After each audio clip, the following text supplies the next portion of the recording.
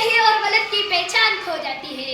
माँ बाप की उम्मीदें टूटने लगती है और जवानी अपनी ही दुश्मन बन जाती है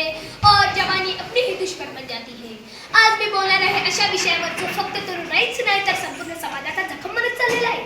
सस्नेह नमस्कार, मी आता 8वीचा विद्यार्थी आपल्या समोर माझ्या वक्तृत्वाचा विषय मांडतो। माझा विषय आहे देशाच्या आहारी जात असलेली तरुणाई। जगात लोकसंख्येच्या बाबतीत भारत दुसऱ्या क्रमांकावर असलेला देश आहे। आज भारत देशाची लोकसंख्या 125 कोटीच्या वर पोहोचली आहे। त्यामध्ये 20% बालक, 20% वृद्ध तर 60%च्या वर तरुणच। हे विशेष यामुळेच भारताला तरुणाचा देश असे संबोधले जाते। ज्या देशात एवढ्या मोठ्या प्रमाणात तरुणांची संख्या असेल तर त्या देशाची प्रगती लक्षणीय आणि वेगात असायला पाहिजे। पण नेमके उलट या ठिकाणी पाहायला मिळते की माझ्या देशाची तरुण पिढी ही व्यसनाने ग्रसली आहे। तरुणाई म्हणजे स्वप्न, ऊर्जा आणि देशाचं भविष्य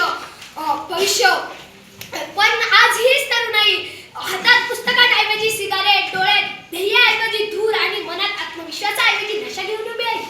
देश बदलण्याची ताकद त्याच्याकडे आहे, पण दुर्दैवाने आज हा तरुण नशेच्या आहारी जाताना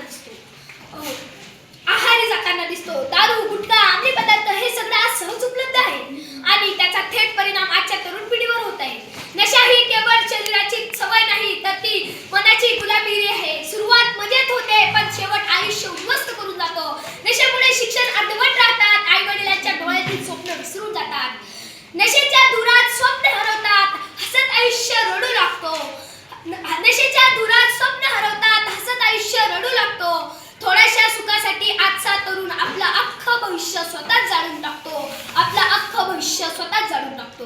मित्रांनो, आजच्या काळात मोबाईल व ऑनलाईन व्यसनाचे वेगळे रूप आहे।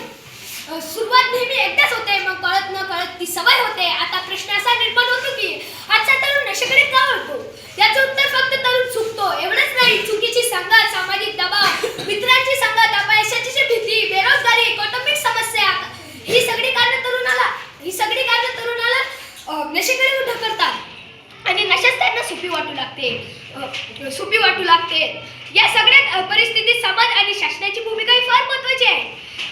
शाळा आणि कॉलेजमधून व्यसनमुक्तीबाबत योग्य शिक्षण दिले पाहिजे। समुपदेशन केंद्र प्रभावीपणे कार्यरत असली पाहिजे। नशाची विक्री काटेकोरपणे रोखली पाहिजे। पण त्याहूनही महत्त्वाचं म्हणजे समाजाने गप्प बसणं सोडलं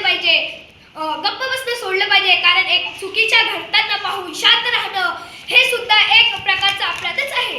इतिहास साक्षी आहे की ज्यांनी संघर्ष, मेहनत आणि संयम निवडला तेच यशस्वी झाले, ज्यांनी नशा निवडला ते आयुष्याच्या शर्यतीत मागे पडले। तर